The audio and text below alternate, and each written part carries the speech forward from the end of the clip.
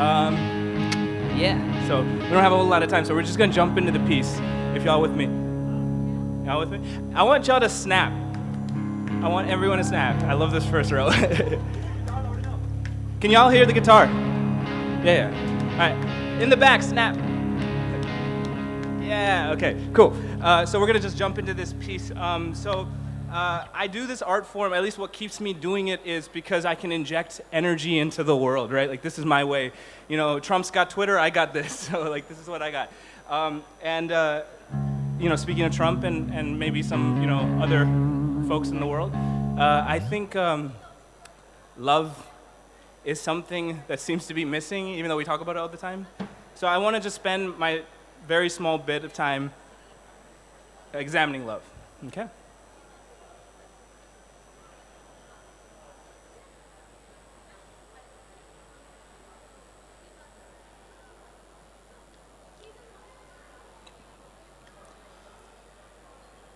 A guitarist pulls strings.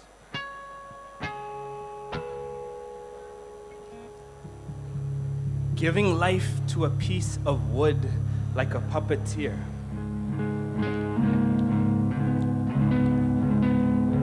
I wonder,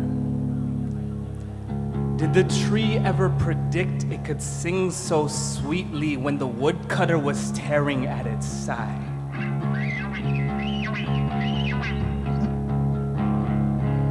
When your eyelids close, mine open. We just live on two separate sides of an ocean. You live somewhere on my top eyelid as I await slumber on the shores of my bottom eyelid, knowing that the distance between us is merely my every waking moment. To the beloved of my dream,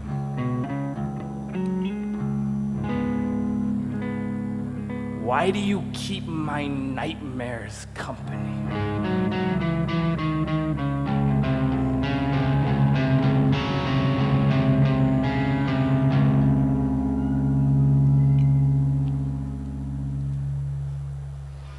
I remember when you pulled me out of the pack. How your lungs pull me into your breath, how your winds pull me into your warmth. But now I've reached the moment of expiration, away from your warmth. Now I know it's selfish, but I feel so jealous when the kiss of another makes you feel the same way. Look, I don't expect you to understand because I'm more addicted to you than you are addicted to me. See, baby, I'm a cigarette. And every time we kiss, I provide you a pleasure, but you provide me a purpose. And tell me, what can be more addicting than a reason to live? It is not the sting of whips on my back that makes me work relentlessly. It is the hope that when the day is through, all I can do is crawl into an empty bed and find you in my dreams. Every night, I come to you in chains, knowing all the while that if I am not the source of my own happiness, I will continue to be a slave.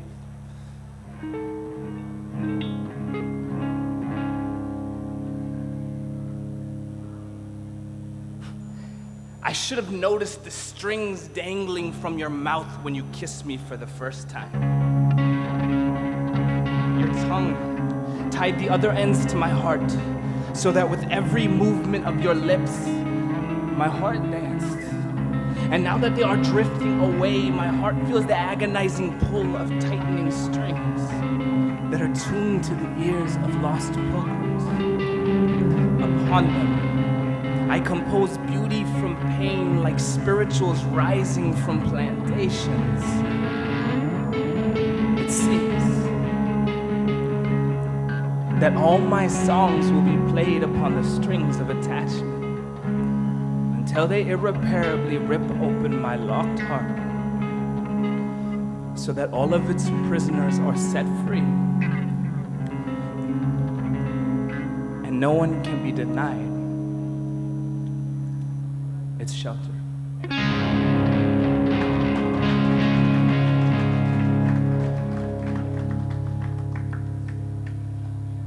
You good? Yeah. The sound was good, right? Okay. So, you know, like that's a highly, like, I feel like that's a bit theoretical, that piece, a little philosophical. But, you know, all of this, of course, comes from lessons that you get from reality. So I want to get something a little bit, with my last piece, something a little bit more substantial. So let's get started. And it starts with, of course, an individual, like, I mean, I feel like there's many sorts of love. It's not like romantic love is the only sort that you can learn from, but for me, a lot of those lessons came from romantic love. And specifically an individual who is like impossible to describe as any human being. So I'm gonna do it like poetically, metaphorically.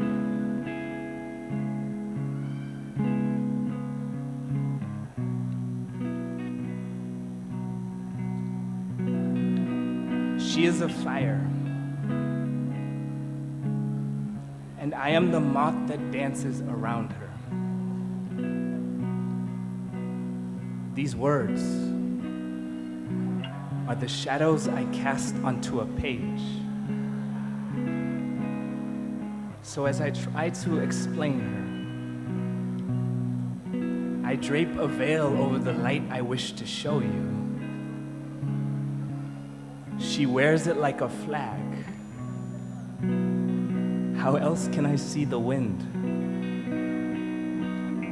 But through the gaps between the threads, I can still peek into the Tibetan store on 18th Street where I found my clay woman. If you've never been, I suggest you to go. It's an authentic experience. The store carries this quaint calm of a small hill station on the lost side of a Himalayan mountain. The man at the register greets his customers with an age-old Tibetan store saying, he says, today, everything 20% off. She's inspecting the other idols on the table when I first saw the spark in her eyes, like the gunpowder lacing her lips. Her laugh is a firecracker. How do I put her into words? We are opposites. She is barely 5'2", and I might be the tallest Indian you've ever seen. She might have a microphone for a throat, and despite this performance, I'm usually about as loud as a conservative in any country when a minority is killed by the police. Even the Tibetan man noticed our differences. He said, you Muslim, you Hindu, together. See, where we're from, nations and bodies have been severed because of that difference, and our communities could be next. They say what we're doing is wrong, but I'm learning sin is used by those who view repression as sanctity, and I was one of those trying to erode a hardened habit under a Bodhi tree, and I know it's possible. I've seen it when we've reshaped each other, and I treasure the nights I am reminded when my fingers wanted the deserts of her skin, writing refreshing rivers of calligraphy as they trickled down her barren body, collecting in those tender places. There, they spend a while as paradise flourishes on the banks of every stroke. Her thighs press against each other like prayer hands, trying to restrain a flood of desires. Is this wrong? Are you gonna use me up, she ponders. You know I used to be prettier. White strands lace through black hair like lightning bolts in a midnight shower. Why do I care what you think? You never really knew how to be there for me, she claims. Well, I'm not perfect, but don't tell me I haven't been trying consistently. A person can only hear they suck at loving so many times. Teardrops fall on pictures of happier days. They wrinkle like the skin on the sides of her lips when she smiles. Have you ever noticed when we pluck a rose, we kill it because we recognize it is beautiful?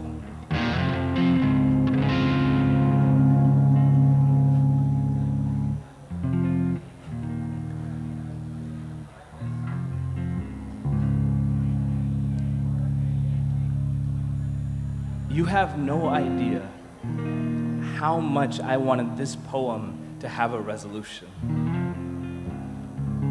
but I don't know what's right.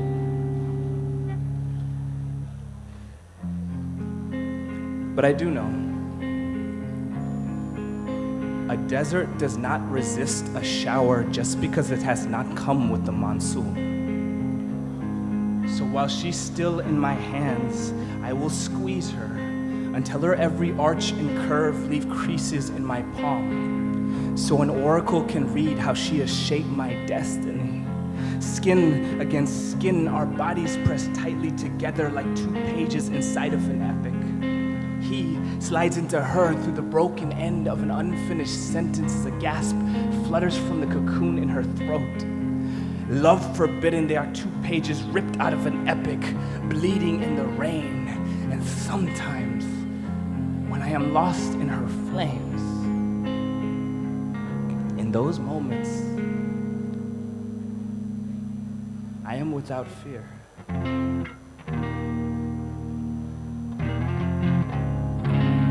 After all,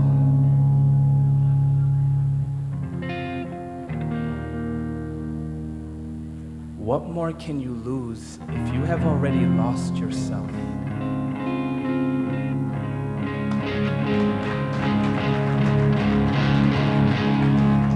Thank you all for having us. Again, this is KC Valine. I'm Anirudh the Eka. We'll be around, so you can say hi. And I think next up is Shantanu, who's an amazing poet. I hope you make some noise for Shantanu.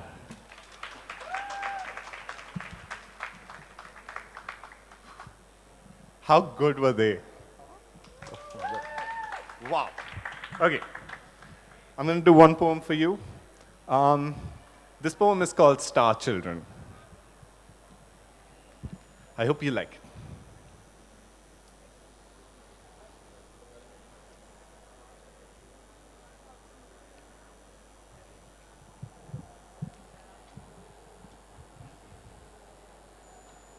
This is the story of a group of children who were told by their teacher on the 45th day of the war that if they drew a star on the pavement, it would help save someone's life. On that day, a boy in class had just found out that his father had been injured in a civilian bombing.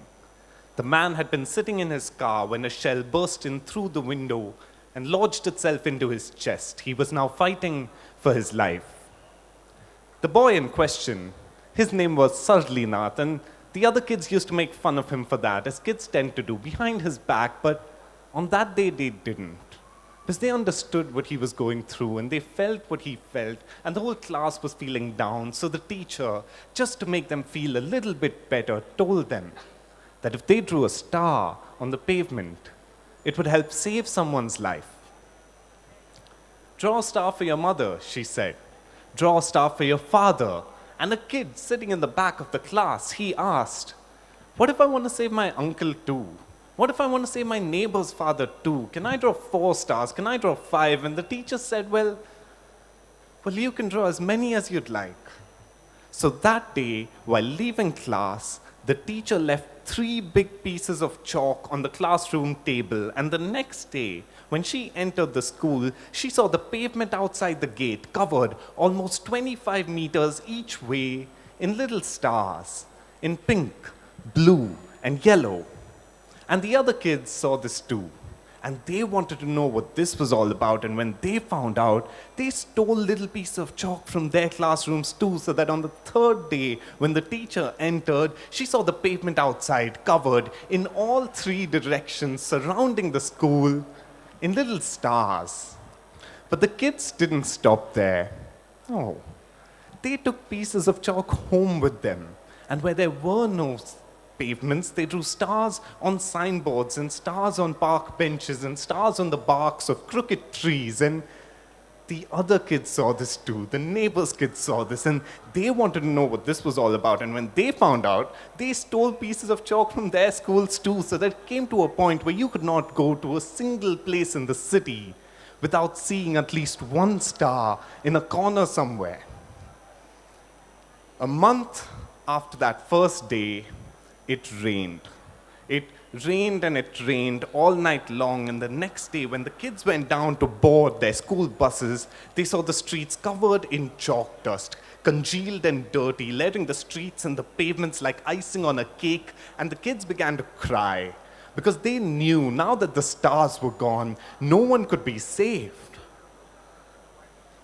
But the mothers came down, and the fathers came down with their mops and their brooms, and on that day, no one got to office before 12 noon because everyone was busy cleaning up the streets so that the kids could start again, and they did.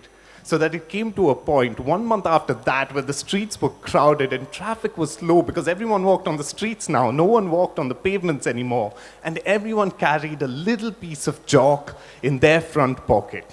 So that any time, every once in a while, if they had to hop onto the pavement just to save their life from a speeding car that was passing by, they would stoop down and make every single star perfect again. When the war ended, there were stars everywhere. There were stars on bus stops and stars on billboards and stars on the dust caves that had been formed on the roads by bombs. There were stars on hospital walls and stars over each and every patient's bed, and stars in pink, blue, and yellow on the streets, which once had been stained by the blood of the dead. And thousands of years later, after thousands of apocalypse predictions and thousands of general re-elections and thousands of celebrity remarriages, when the world finally did come to an end, the last group of survivors who stood huddled together among the burning buildings and collapsing roads swore that they saw through blood-filled and tear-stained eyes the ghosts of a group of children running around everywhere, coming up to each and every one of them and drawing stars on their chests. Thank you. Boom. Okay. Thank you so much. Thank you for having me. Thank you for listening. Our next performer is Aparna Sanyal. Can we please make some noise for her? Can we show some love?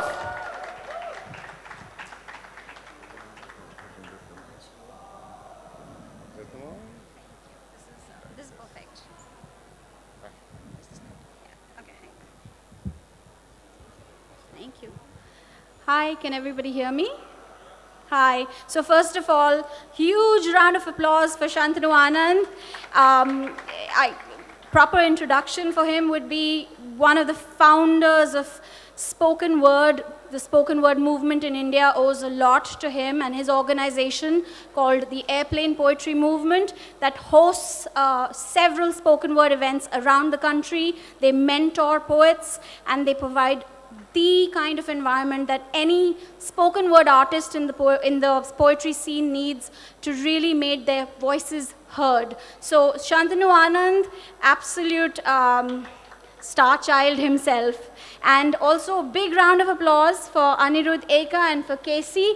Although we didn't hear Casey speak, two amazingly talented men who came all the way from Pune. So please a round of applause for them. Fantastic spoken word poets. And then there's me. So without further ado, just let me tell you guys, I turned 40 last year, and with the onset of middle age, this is just a small poem that I address, where I address my receding hairline and curves and my youth. Dear youth, I see you. Oh yes, there you are, well hidden in the folds of chin number 2 and 3. There you are, in my unwrinkled past, still looking for the smooth delicacy of the swan it once was, graceful bird, perched on shoulder blades, sharp as glass.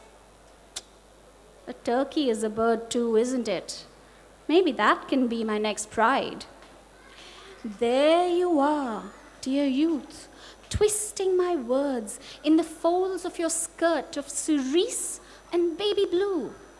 You have yet to saturate, to reach a storm-born dexterity and to find your shell and yourself in the textured grays of where you truly lay.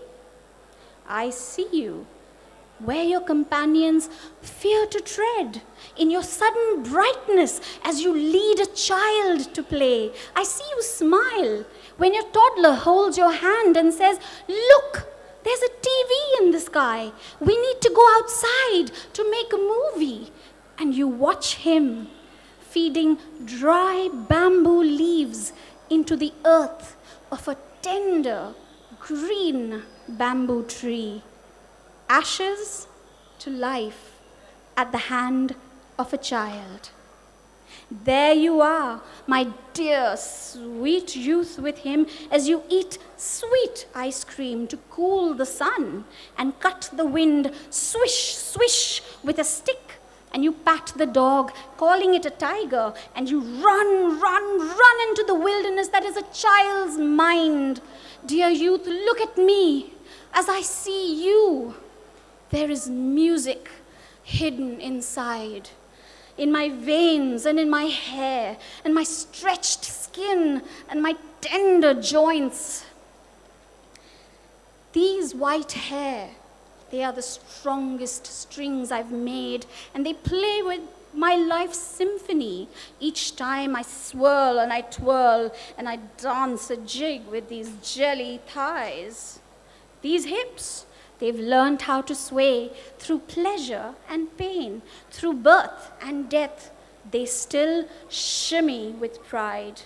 These, dear youth, are the violins I play each day in front of a mirror, like an opera conductor, toning down the notes of those sweet little lies that give my age away. I see you, dear youth, but I no longer miss those old ties that bind, or the need to be life's hero. I don't mind a little bit of stumbling or a little bit of bumbling.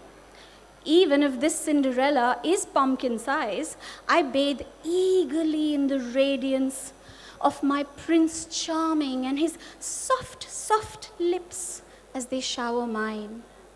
And I will dance the last waltz, happy if only I can touch the rubbled texture of his chin and of his heart as we age on our couch, side by side. So fare thee well, darling youth. You're a once there, now gone dream, but I still see you. You're there every time I smile. You're in my eyes, and I am still the little girl I once was, and quite happily the old woman I will someday be. And I'll see you again with the eyes of a child when it's time for this beautiful body to take that final ride. So hello and goodbye. And hello again, dear, dear, dear sweet youth. I see you. Thank you. Aparna, Sanyal, ladies and gentlemen. Next up, we have Mr. Siddharth Roy. Please keep clapping till he comes on stage, ladies and gentlemen. Mr. Siddharth Roy.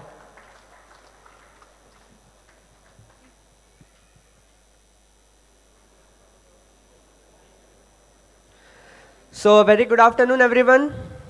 How are you doing today? No response. How are you all today? That's great. So, I have to say I was mesmerized by listening to some amazing performances. But today, I'm not going to share some of my poems. But today, I'm going to speak on the topic which I thought of speaking from a very long time. So, we all see the trending news which is going on today about the world politics. When I was coming from Goregaon to Kurla, near the Oberoi Mall, a small boy came and asked me to buy all the roses which he had. So I said, "Why should I buy your roses?" He said, Bhaiya, you are young. Give it to your girlfriend. I smiled. I said, bro, I don't have any girlfriend. So he said, why don't you give it to someone and make a new person your friend today? I was shocked by his answers. Frankly speaking, that guy taught me today we are signing MOUs, we are signing great deals, we are signing ammunition deals. But will it help us in future? Or the basic thing like make a new friend would help us? Before I was coming to the competition where I live in the hostel, I study in Whistling Woods, so I live in a hostel. The girl beside my door, I asked her, hey girl, what does humanity mean for you? She smacked on my face and she said, Bhaiya, why you are talking about humanity in today's world? Humanity does not exist in today's world. Everyone is so busy in a competition and to finish first in a race, which we do not know where the race is going to end, that we are ready to kill any person, whoever we want, but we want to finish first at the end of the day. I was shocked to listen to such a crude expression of that girl. But then I realized she was not wrong. Today, we are talking about peace, but over 4 lakh people have been killed in Syria. Just now I have seen some bomb blast in Aleppo. Today, we are trying to save the world, but we are selling guns. We are buying and we are selling guns. Might be for our own defense, but we are frightened. Each and every time there would be some terror on us. Today, the countries which are talking about saving the environment just cannot save their families together, are creating the highest amount of pollution. We are talking about unity. Everyone over here present of us, it's so glad to see that everyone is present here for an event. We are talking about unity. The world leaders are talking about unity. But the fact is they even cannot keep their families together, but they want to keep the world united. That's the biggest hypocrisy of today's world. Today, if we see humanity is a branch, it has been in a form of branch just like a tree.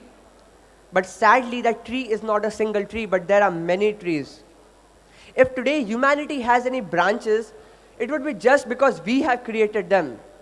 We all believe in gods. We all say that there is God in the universe. But the fact is, if we question ourselves, why has God made us? We'll get the answers. God has never discriminated against any humanities. Bible, Gita, Quran, no religion book has ever mentioned that humanity is different and you have the right to branch it. And today, if humanity is lacking, it's because of us. Today, I can see humans everywhere. Humans are listening to me in this room. Humans are standing up. Humans are sitting here. But there is no humanity present in us. So I would like you to do a very small exercise. So everyone sitting and listening to me here, I would like you to close your eyes for a few moments. Please close your eyes and try to imagine few things. Today, if this world is going to end, if you do not have anyone whom do you love, what would you do? Today, if your favorite pet is no more, what would you do? Today, the person whom you used to share all the secrets with is no more, what would you do? If you choose to be alone in this world and die as everyone is doing, then it's all right. But if you want to live, I please request to open your eyes and to look at your partner's face at least once. Because this is the thing. In this race of humanity, we cannot survive together. We humans have to realize that humanity means not only caring about humans, but caring about this entire community. Humanity has been always through the things. We have to understand that humans have been given a position so that we can be superior. At last, I would like to conclude with a small quote which Mahatma Gandhi once said. He said, humanity is like an ocean. If few drops of oceans are dirty, that does not mean the whole ocean is dirty. Today, I agree humanity is facing some problems, but we together can solve the problems. Thank you so much.